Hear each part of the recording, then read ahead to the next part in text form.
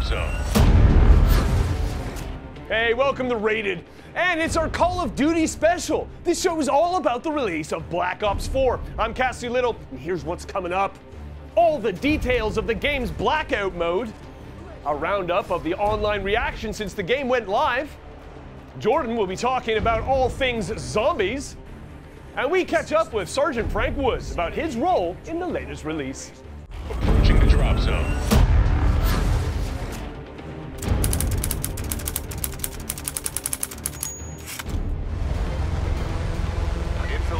Welcome to Blackout, Treyarch's answer to Battle Royale. Is it good? Oh yes, it's a hell of a lot of fun. For the most part, it's pretty action-packed, often very messy and unpredictable at times. Absolutely everything I hope to see. And despite being somewhat similar to PUBG, Blackout somehow manages to feel incredibly fresh and new. And you know, I'm not so sure I'll miss the campaigns. COD 4 and Modern Warfare 2 were my favourites, after that, just not quite as appealing as they used to be.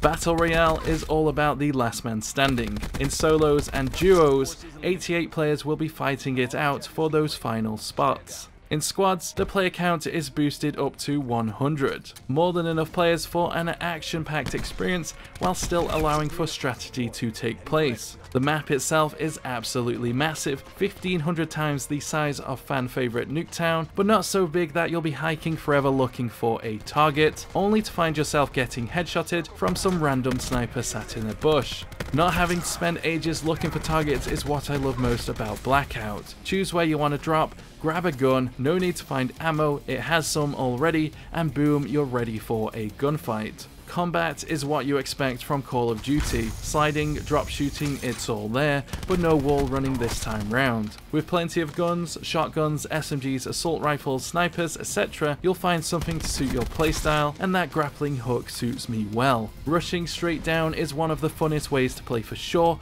but it is risky. Not a wise move if you're hoping for a more guaranteed victory. Your best bet is to play it safe and drop elsewhere. Nuketown Island, Array and the Estates are my preferred drop-in spots. Longtime fans of the series will recognise these and more locations from previous titles. They do play very similar in places, but there are various new ways to engage. Thankfully, your only concern with where to drop is whether you like action or want to play it safe, as there is plenty of loot available everywhere. So you likely won't be seeing that annoying issue of either not finding a gun or even ammo, something that so many Battle Royale games suffer from. Honestly, it's the same kind of Battle Royale experience for sure, but it is still pretty new and doesn't feel repetitive at all. It's not all peeking corners in this one, camping and standing behind trees waiting for your opponent to make their first move. Armor is a game changer in this one. Level 1 and 2 can be found all over the place. Care packages and supply drops is where you'll mostly find level 3. Be careful not to get spotted going for those. It's not just the players you'll need to worry about in this one though. There are zombies,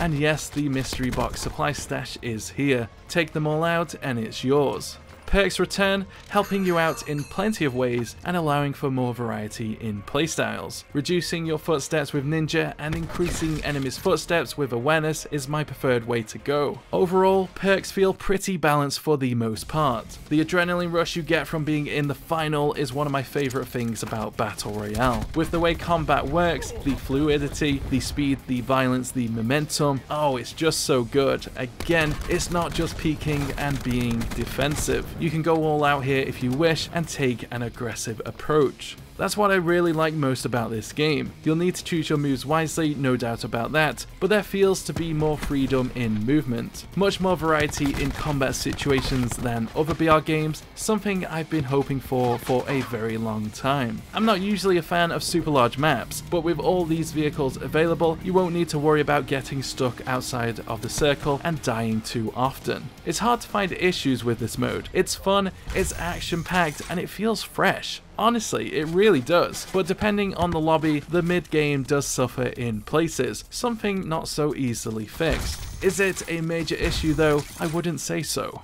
It runs perfectly fine on consoles, even better on PC. Treyarch have done a really good job here on all platforms. Also, menus and picking items is super easy to navigate as well. Really love that. Definitely worth checking out. No doubt many PUBG players will flock to this game for sure. It's more arcadey, less tactical perhaps in places, but it's much more accessible. A good thing in my opinion. Question is, how well will it stack up to Firestorm, Battlefield 5's take on Battle Royale?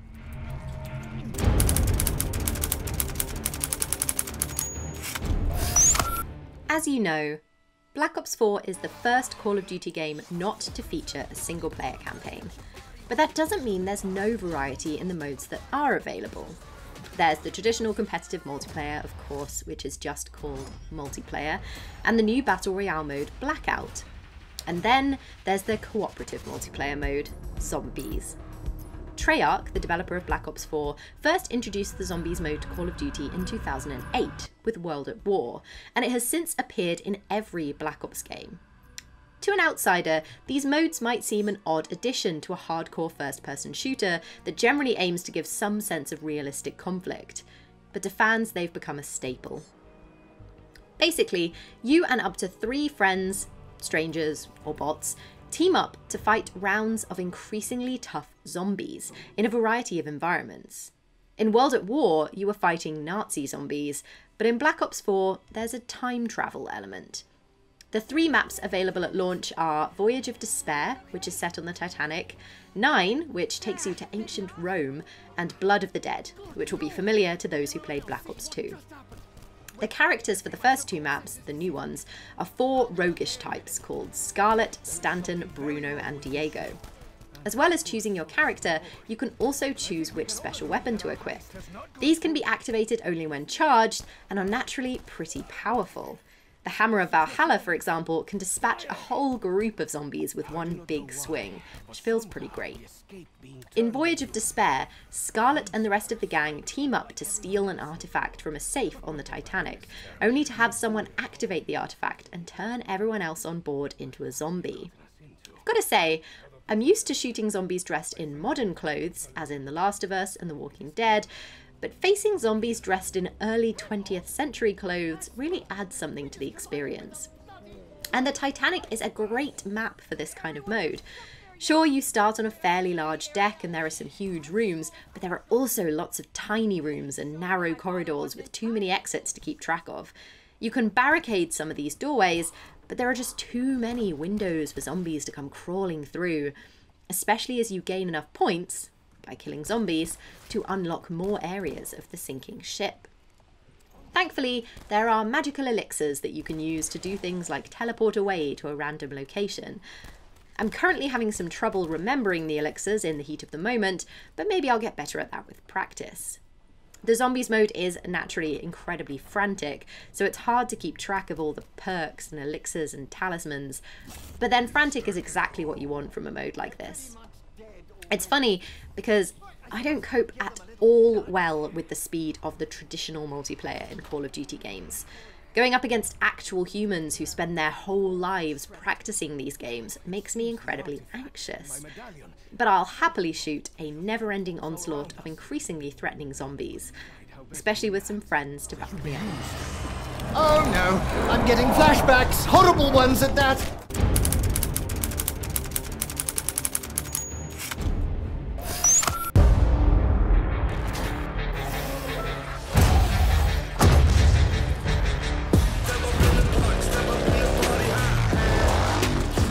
Give us the fire, we'll give them hell. One of the main themes has, of course, been taking the day off, making sure that you have a fully stocked fridge and that you are unreachable for the foreseeable weekend so that you can play the game. A popular YouTuber and streamer, Pack-a-Puncher, has said that he's going to put down all of his other games just so that he can dedicate all of his YouTube videos to Call of Duty. One of his videos has already had over 60,000 views and growing, so if you want to have a first look at the game, that's where you'll find it. On Twitch, Shroud has been streaming to tens of thousands of people live since he's been going, and his views have already reached over 200 million. His skills are pretty awesome, so go and check it out. Charlie Intel was one of the first people on Twitter to let people know that the servers went live, and this created a really big discussion because some parts of the world were getting access before others, as well as people who bought hard copies being able to access the game before people that had pre-ordered on digital download, something that is a big point of contention and hasn't been addressed by Treyarch. Reddit has a mass discussion about emotes. Now, one of the things that you can do if you emote, even if you're in a first-person view, is peek around corners, and users are calling for Treyarch to fix this. The beautiful game. Now, everyone is talking about how beautiful the game is, from the high-quality graphics, to the camos on the guns, to the beautifully drawn maps. And obviously, we can't talk about the game without talking about zombies. Everyone is really excited to play the zombie mode, and it's one of the most popular modes of the game. Some people have even said that they've bought the game purely just to play the zombie mode. Speaking of nostalgia, that's one of the things that everyone is really happy about. From conversations online feeling like they're going back to some of their favourite Call of Duty games, this is one of the things that people are really happy about. So well done, Treyarch. And finally, everyone online has been trying to find other people to play with. So if you don't have someone to game with, online is the place to do it. And that's where you should go on social media. We'd really love to hear what you think about and your first impressions of the game. So if you want to get in touch with us, you can get in touch on Twitter at RatedFTV, or you can comment on the video below. That's all from me. Approaching the drop zone. All right, like the lady said, my name is Woods, friend of the family. If you don't know who I am, tough shit.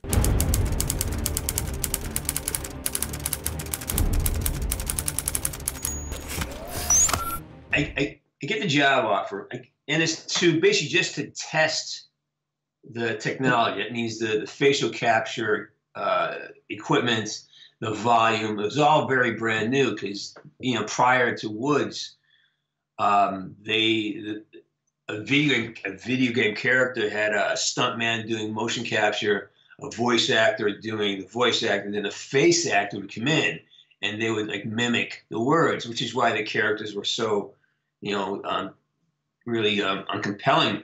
So they want to tell a more nuanced story. So they decided they would go into this other technique of capturing voice, face, and body at the same time. And I wanted to test that. We tested that for 3 months, and I got to know the guys at Treyarch really well. And it was a discovery process. We had to learn how to communicate about what they wanted, and the character was first called Frank Barnes was his name. And so we did that for 3 months. I started in early September and ended up in December. And then I didn't hear from them for 3 months. And then I saw on the casting breakdowns, they're casting for the role of, well, the other part of the story is I get offered the job. And I have 2 jobs on the same day. And I talked to my my manager. I said, well, I got this other gig I just got offered. It's a video game. I'm not sure I want to do it. I don't know anything about video games. It's, you know, it's like where actors go to die. You know, it's like it's a place in my mind that's something. And I go, well, he goes, what's it called? And I go, it's Duty Calls. He goes, Call of Duty? I go, yeah, you know it? He goes, don't be an idiot. Take the job. That's the biggest game in the world. And I took the gig, and then it just rolled from there. So jump forward to January of 2010, I see casting notices come out for this role of Frank Woods for Untitled Video Project, and it's got me in it. You know, I'm in the description basically. You know, it describes me to the T, and it's kind of like, oh my God, they're casting me, casting somebody else for me. I created this guy.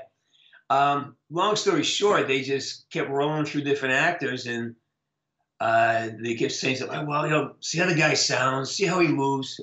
So finally just came down to Dave Anthony. He said, no, let's take Burns, because that's where the character came from. Let's start with him, and we can probably get him really cheap. So Woods is he's like Rambo, and that's the closest. He's He's your classic, iconic American war hero. Doesn't care about authority, just cares about his friends, cares about the mission, and everyone else can go to hell. And he lives in that freedom space where, you know, I don't care about authority. I hate officers. You know me. I don't like anyone. You know, he's a very black and white kind of guy. He is very, and he will say what's on his mind and speak freely and has no fear. So there's an abandonment and a recklessness that is very appealing to people. It's not great in life, but in a video game, it's kind of awesome to have that.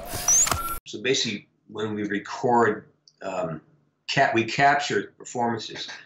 It's done with infrared. And that infrared is then translated into code, which goes into a computer, and then they kind of paint over your character. So they have a little bit of freedom to modify movement and behavior. So as an actor, it's it's the same thing. You hit your mark, you say your line, try to be as honest as you can. And and so basically, it's like we'll have weapons. They're plastic weapons because we don't have to use any kind of facsimile because it's going to be generated in. And like for most of the time, Mason, like I've never met Sam Worthington, although I do hundreds of scenes with him. I've never met him. Sam to me is a yellow tennis ball on a C-stand, and that's who Sam Worthington's been for 9 years for me, and Gary Oldman, everybody else. So when you talk to a character, because it's actually a point of reference, is when you shoot in a volume, you record every possible angle. Because it's like imagine you're in a swimming pool doing the scene, and all the water is capturing your image. That's kind of what working in a volume is. It's infrared. So again, you prepare like any other job. You just have to be aware that there's certain requirements that the environment gives you, and you just adapt to those and hit your mark or say your line, and hope that lunch is good. It's a lot of fun, yes, especially this time of year. I've had times when I'm waiting in line at a movie or like a restaurant or a fast food restaurant or something. You see that, Hines? We're gonna take it. Actually, we're in a movie theater. I was ordering a coffee at a movie theater. There's a couple of kids next to me. You know, and I'm a social guy, so hey, how are you? What's going on? And this kid's looking at me, and because I look a little like Woods. They've modified him to look different than me, but I kind of look and I'm built the same way as he is. So, and I carry myself like Woods, because again, everything you see, and that's me walking and talking. So I had that air of Woods, and I started ordering a coffee, and this kid's eyes light up. He goes, and I go, yeah, it's Woods. A lot of times with the U.S., we do USO tours. We've been to Afghanistan a couple times. And, it's like you walk in, and some of these kids have been on playing this game literally thousands of hours over the past year, and they have conversations with me. So I walk in the room, it's like I'm interrupting a conversation with myself. But yeah, it happens a lot, actually. We too, have done something that has not been done before in a video game. At least not to the extent that we've taken it, and we kind of broke a lot of ground. And I think there may be 5 people in Treyarch, which means the whole world that knows what we've done. It's been kept. It's the hardest secret I've ever kept. I can't even tell my manager, and he has to negotiate my contract about what we're doing. I just give him bits and pieces. And when people start playing the game and they start learning how to play the game, they will. You get to discover some really cool stuff, and I'm excited for it because I spent 3 months working on it, and as a writer as well, I wrote some of the things on Black Ops 4, and I did Black Ops 2. So there's going to be a lot of unlocked opportunities. You unlock things and you discover nuances and story elements that no one has any idea, but we've done a great job of keeping it a secret because we kept it very tight. Oh, terrible. Can I use the word suck? I suck at it. Approaching the drop zone. So there you have it. Hope you enjoyed the special from the Rated team. And if I don't see you on the virtual battlefield, I'll see you here next time. Bye-bye.